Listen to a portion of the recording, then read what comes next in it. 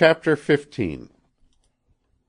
In a twist of Three Jack Pine River, buried in the deep of the forest between the Shamattawa country and Hudson Bay, was the cabin in which lived Jacques Le Beau, the trapper. There was not another man in all that wilderness who was the equal of Le Beau in wickedness, unless it was Durant, who hunted foxes 100 miles north, and who was Jacques' rival in several things. A giant in size, with a heavy, sullen face, and eyes which seemed but half-hidden greenish loopholes for the pitiless soul within him, if he had a soul at all, Le Beau was a throwback of the worst sort. In their shacks and teepees the Indians whispered softly that all the devils of his forebears had gathered in him. It was a grim kind of fate that had given to Le Beau a wife. Had she been a witch, an evil-doer and an evil-thinker like himself, the thing would not have been such an abortion of what should have been. But she was not that. Sweet-faced, with something of unusual beauty still in her pale cheeks and starving eyes, trembling at his approach and a slave in his presence, she was, like his dogs, the property of the brute. And the woman had a baby. One had already died, and it was the thought that this one might die, as the other had died, that brought at times the new flash of fire into her dark eyes. "Le bon Dieu! I pray to the blessed angels! I swear you shall live!" she would cry to it at times, hugging it close to her breast. And it was at these times that the fire came into her eyes, and her pale cheeks flushed with a smouldering bit of the flame that had once been her beauty. Some day! Some day! But she never finished, even to the child, what was in her mind. Sometimes her dreams were filled with visions. The world was still young, and she was not old. She was thinking of that as she stood before the cracked bit of mirror in the cabin, brushing out her hair, that was black and shining, and so long that it fell to her hips. Of her beauty her hair had remained. It was defiant of the brute. And deep back in her eyes and in her face there were still the living, hidden traces of her girlhood heritage, ready to bloom again, if fate, mending its error at last, would only take away forever the crushing presence of the master. She stood a little longer before the bit of glass when she heard the crunching of footsteps in the snow outside. Swiftly what had been in her face was gone. Le Beau had been away on his trapline since yesterday, and his return filled her with the old dread. Twice he had caught her before the mirror, and had called her vile names for wasting her time in admiring herself when she might have been scraping the fat from his pelts. The second time he had sent her reeling back against the wall, and had broken the mirror until the bit she treasured now was not much larger than her two slim hands. She would not be caught again.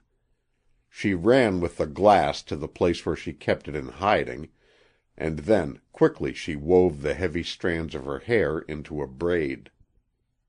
The strange, dead look of fear and foreboding closed like a veil over the secrets her eyes had disclosed to herself. She turned, as she always turned in her woman's hope and yearning, to greet him when he entered. The brute entered, a dark and surly monster. He was in a wicked humor. His freshly caught furs he flung to the floor.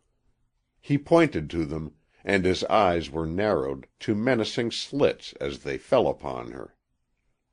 "He was there again, that devil!" he growled.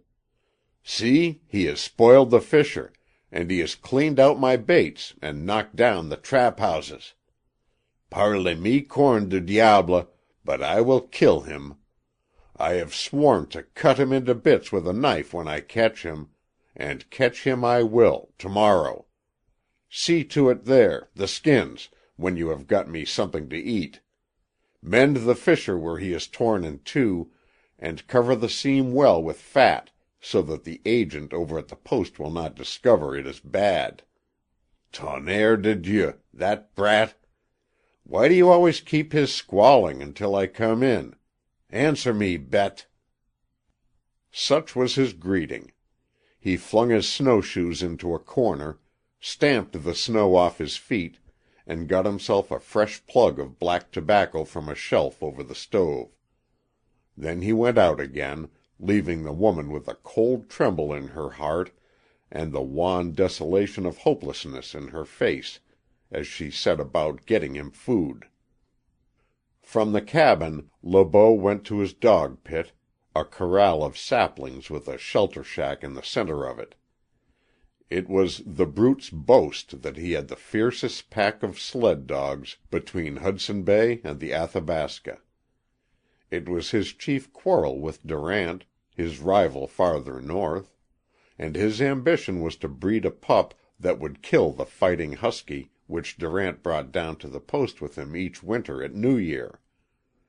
This season he had chosen Netah, the killer, for the big fight at God's Lake.